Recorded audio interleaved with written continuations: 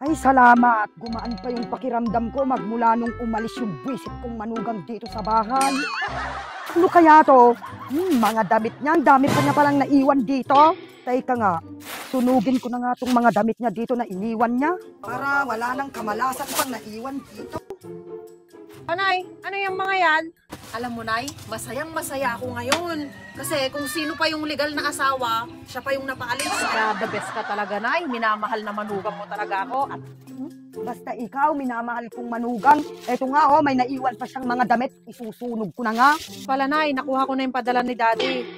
Ito muna, sa susunod na linggo, dadagdagan ko pa yan. Hindi na kita nasama kasi alam ko naman na busy ka. Sa susunod na lang kita isasama, Nay. Tuloy pupunta tayo sa parlor. Tsaka tama yung desisyon mo, Nay. Isunog mo na yung mga damit ni Biba. Wala naman ang dahilan para bumalik pa siya dito. Maraming salamat dito, minamahal kong manugang nga. Ay oo, hindi na siya makakatapak dito sa pamamahay na to. Kaya minamahal kong manugang, malas yun. Kasi lagi akong natatalo sa sugal. Yan ka muna, minamahal kong manugang, isunog ko na tong mga damit niya. Sige, Nay. Ang kakapal ng mukha nila na pinalayas ka doon sa sarili mong bahay, samantalang ikaw na palang nakapangalan sa titulo? Oo, nanggigigil na nga ako dun sa mga yun eh. Akalain mo, meron pa pala to? Kalimutan ko na nga to eh. Buti na lang talaga, mabait ang Panginoon. Pero ngayon, alam mo, mapatagargir. Bak mga karatan. Nagigay, pisik nga agigay talaga. Tara na nga! Diba yun pala? Pianan mo yun ah. Oo nga no. Bes, hawakan mo. Uy, ano ba yan? Ha? Mga damit ko yan ah! Anong ginagawa mo dito? Akin na nga! Tingnan mo nga yan! Sandali nga! Kabubwisit niya! Pagkatapos mong lagyan ng pasatong mukha ko, ngayon susunugin mo naman. Bakit nagpunta ka pa dito? Anong dahilan? Akin na nga yung mga damit mo, susunugin ko.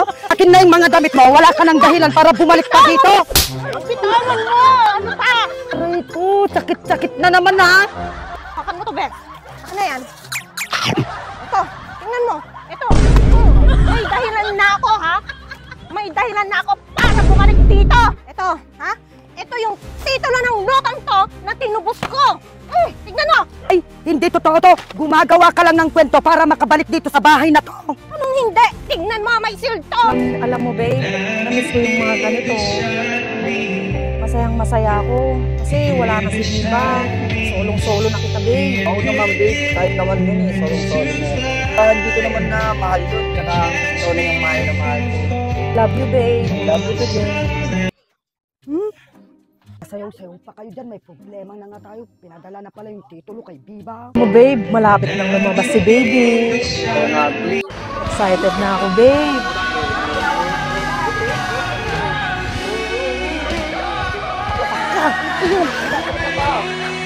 Uy, pinakalit pa. Kapapag ko eh. Diba, pwede mo na silang paalisin. Iyak-iyak ka pa ngayon.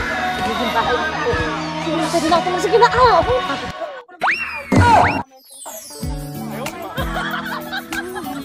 Babe, I love you, babe. Ay, punta dito ka. Oo nga. Dito nga dito, babe. Anong ginagawa mo dito? Sige na, sabihin mo na. Sabihin mo na. Dali nga.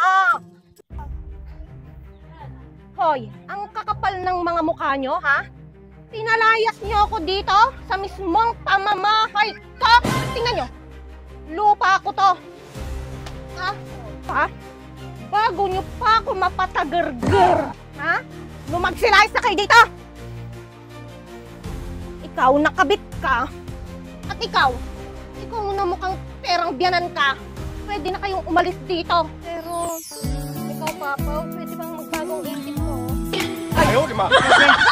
Kahit anong mangyari, sila ang pamilya ko at sila ang pipiliin ko.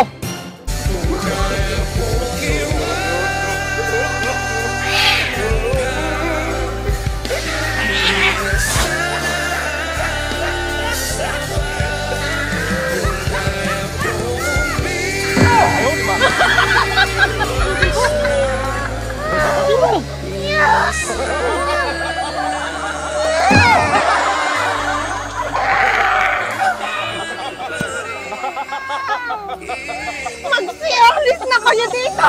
Silayas kayo! Hindi kami alis dito! Halika dito, Papaw! Hindi mo kami mapapaalis dito! Dahil may tutubos dyan sa titulong yan kung hindi itong minamahal kong manugang. Diba? Minamahal kong manugang? Kaya mong tubusin yung titulo? Isang tawag mo lang sa daddy mo. Ano naman, Nay? Tsaka ikaw, kahit may hawak kang titulo, kung yung puso ni Papaw nasa akin, wala ka nang magagawa doon. Dahil ako pa rin ang pipiliin niya. Oras-oras, minuminuto at araw-araw.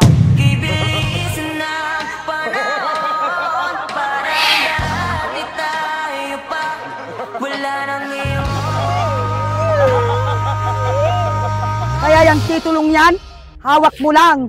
Pero dito sa bahay, dito na tayo titira. Hanggat hindi natutubos ng minamahal kong manugang. Na, bago pa tayo masapak-sapak dito.